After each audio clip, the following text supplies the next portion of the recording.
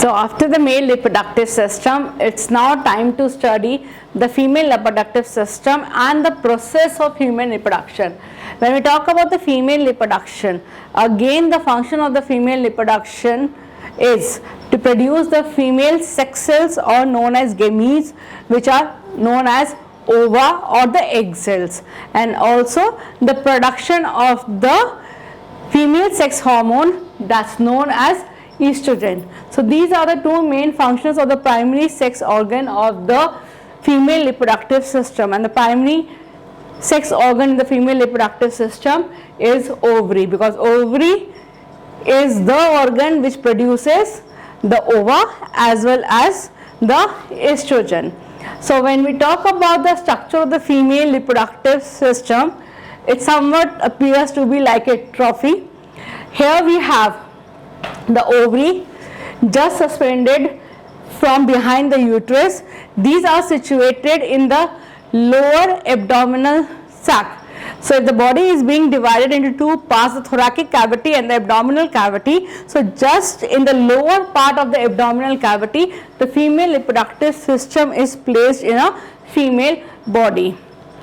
The uterus has two extensions, the fallopian tube or the oviduct, which connects to the ovary, and the uterus leads to another tubular structure known as vagina or the birth canal. This is also the place which receives the sperms during the intercourse, mating or copulation, whichever term we call it.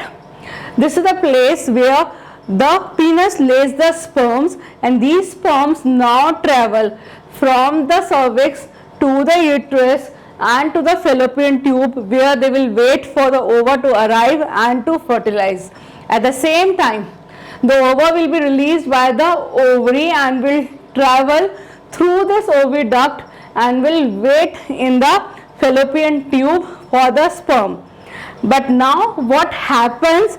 Is it possible that every time the ova will be meeting a sperm, or is it very easy to establish a pregnancy? Then why there is a problem which is faced by many couples, saying that pregnancy cannot happen, pregnancy cannot be established. So we will just see what is the cause and how the reproduction takes place and how the fertilization takes place.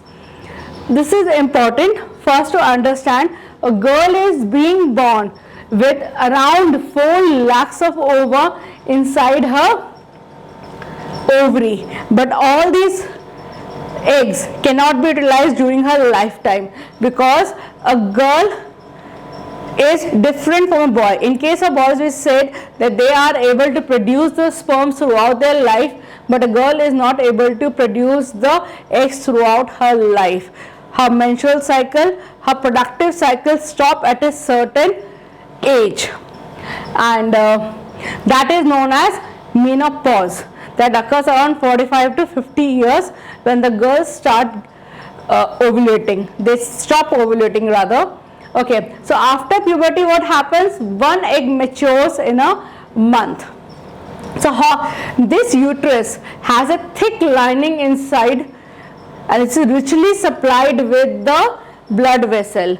This layer is known as endometrium. Now you would be like thinking why this wall is so thick and why it's richly supplied with the blood vessels. It's all because every month the female reproductive system prepares itself to receive the zygote and nourish it for next 9 months if the pregnancy establishes. So how does it actually happen? What is the cycle? How does the fertilization take place? Is there any chance that the ova may be there, or the sperms may be there, but then also the fertilization cannot take place? To answer all these questions, let's study first the menstrual cycle. So what is the menstrual cycle? One of the characteristic features, the changes which occurs in the females after the puberty, is the starting of the menstrual cycle. The girls start menstruating, and when we say menstruating, this cycle is of 28 days. What happens? During the first 5 days of the menstrual cycle, the girls bleed. They release the blood flow. They have the blood flow along with the broken tissues and the degenerated ova. It comes out as a waste, because It happens when the pregnancy is not there. So whatever preparation the uterus has done over a month, that is preparation of this thick wall, is of no use. So when it is of no use, this whole wall breaks down, it's been torn, degenerated and released in the form of degenerated tissue and blood and is given out. So this happens for 4 to 5 days. So for the next 10 days, again the female reproductive system start preparing for the receiving of sperm. That means now for the next 10 days it will start producing the ova. On the 14th day ovulation takes place. That means on the 14th day ova is being released, and this ova now travels inside the fallopian tube or the oviduct. So it takes around 2 days to reach in the oviduct, and there it stays for another 2 to 3 days for the sperm. Now here comes the point. If the sperm is able to come during those 2 days, 2-3 days to the fallopian tube and meet ova, then fertilization will take place. Otherwise, in these 28 days, whatever number of time the sperms enter the female reproductive system, there is no ova there. So there will be no fertilization taking place. That's why it's always said that the mating process during or near the ovulation period will ensure the establishment of pregnancy, while near the menstrual phase it will not result as pregnancy.